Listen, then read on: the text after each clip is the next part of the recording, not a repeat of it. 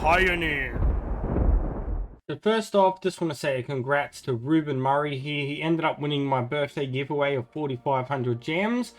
The awesome thing as well was once I logged in and stuff like that to automatically transfer it using the website, he got the bonus 4,500 gem purchase as well. So he ended up getting a 9,000 gem bonus there. So he got 9,000 in total, which is excellent. So he's really going to enjoy those. Yeah. It was really good viewership and stuff on the video and everything, so I think I might do another giveaway very soon down the track. So I appreciate all the support, guys. So yeah, enjoy today's video. Yo, what's going on, guys? EJ here, bringing another Lord of the Rings Rise to War video. Today, guys, I'm going to be testing out Legolas as a commander. I have him at respect level 7. We're going to be testing him out in my main formation, taking out a few stronger commanders. I'm going to take out my Bjorn and then also take out Dane, and to see what kind of damages and stuff he does. So as you can see, we've got a damage range of 24 to 33 here with the gear that I got on him. HP 5475, very low command 16, but he's more to do with the damage. We got 167 attack stat there. And like I said before, he's respect level 7. So with gearing, I've gone with the Axe of Khazad Dûm, which has commander damage of 7 to 15 range, commander attack of 48, and commander defense plus 6. We then have the Berserker's Raiment, which gives commander's attack plus 20, focus of 10, initiative 5, and unit attack 10. And then we have the Cask of Pride, which gives commander attack of 40 and commander defense of 5. And then the Lothlorien Belt, commander attack 10, focus 10, unit attack 12, and unit defense 12.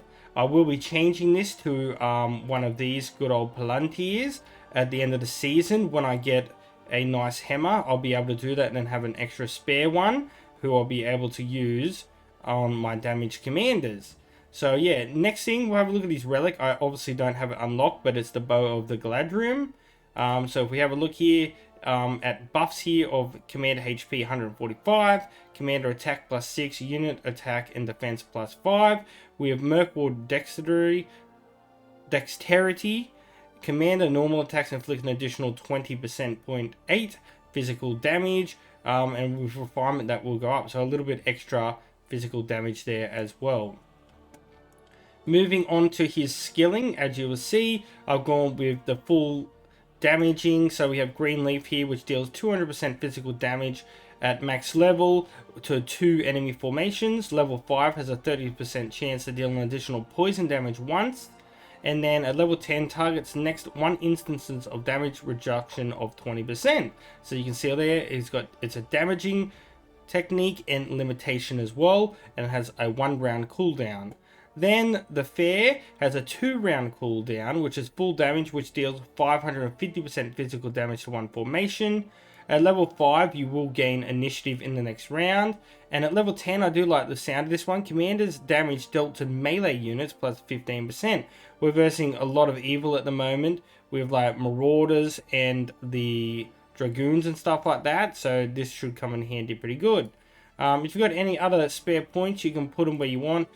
The Grey Elf I don't really use because the evade is so little, but Dwarf Friend is pretty good at buffing. It works like how like a Sealdor's Great King that works, but this is from round 5, so it's kind of even later. But then if you've got some spare points, you can throw on the Power of Bloodline as well and buff up them as well. And with the units that I'm going to be using, you can see I've got him in the March at the moment. I'm still like in the process of making this video, so you can see Bjorn. I've taken out my Dane because he does too much damage. You'll see in this report in a moment.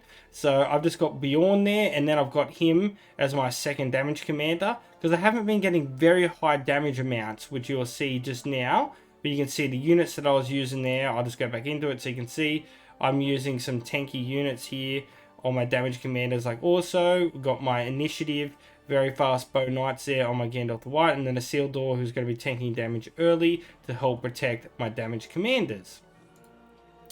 So yeah, let's have a look at battle reports here. So we'll have a look at one that I done the first one.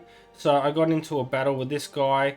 I'm not going to take too much consideration into it because he was quite very weak. I actually had a chat to him and stuff like that. And this is when I decided I was going to take Dane out because he did 200,000 damage here and took so much away from Legolas only doing 47,000 damage. I don't expect him to be doing the damage like Bjorn and that's doing. With the same gear here, Bjorn's usually doing about 90,000 damage.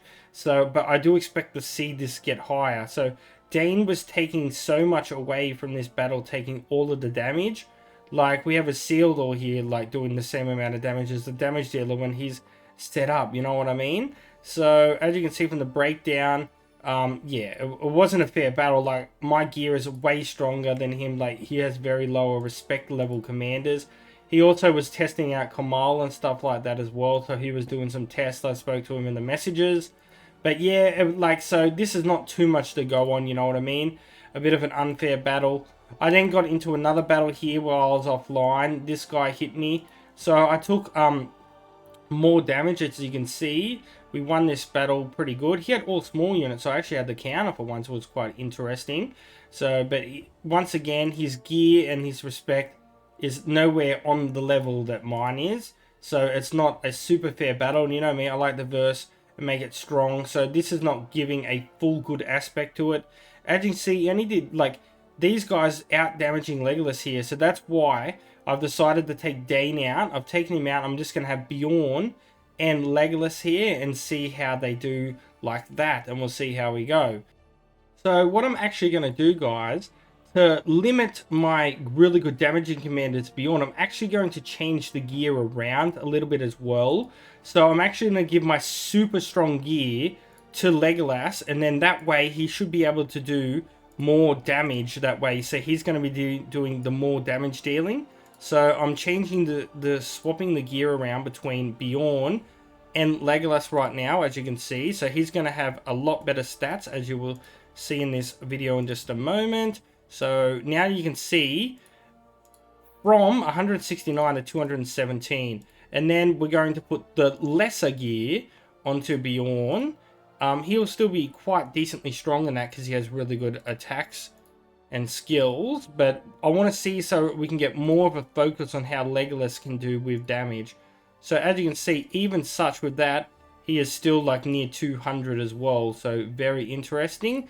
So yeah, we're going to go like that. So now this is going to be the gearing for Legolas. We're going with way more attack strength here now, like nearly another 50 points on top. So we'll see if this makes a difference and if he will do more damage that way. I'm trying to get him so he's more of my main damage dealer commander to see how he's going to do. Rightio, so I actually had to take him back in that because for some reason my commanders weren't fully healed properly and were not, it was, I don't know, it was glitched, it just wouldn't heal, so I had to take him all the way back to the settlement to heal him.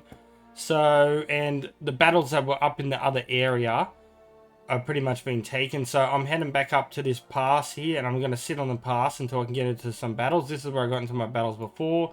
As you can see, there's some people actively coming across every now and then. So I'm going to get up here, sit on the tunnel. So we'll be back in a bit because it's going to take a while. So yeah, we'll get into some PvP battles. So we have our last battle report here for Legolas. So as you can see, we got into a battle here with his Wolfie. I had the counter, he had small units. And as you can see, I actually took Dane out.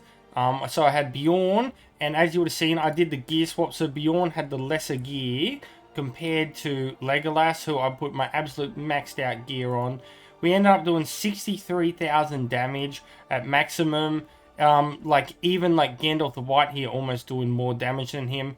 So overall, he's pretty mediocre. If you are desperate for a damage dealer and you have him in like a second lineup team, then he'd be okay. But if you want to use him as a first runner-up, I wouldn't recommend. There's a lot better damage dealers out there, and he just doesn't seem to do really that well compared to a lot of the other damage dealers have, even with crazy whaled out gear, guys.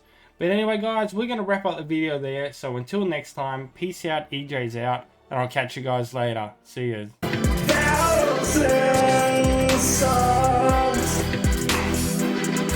Of the EJU army, yeah, you guys are legends to me, so let's keep up this grind. I'll never give up, just like this rhyme.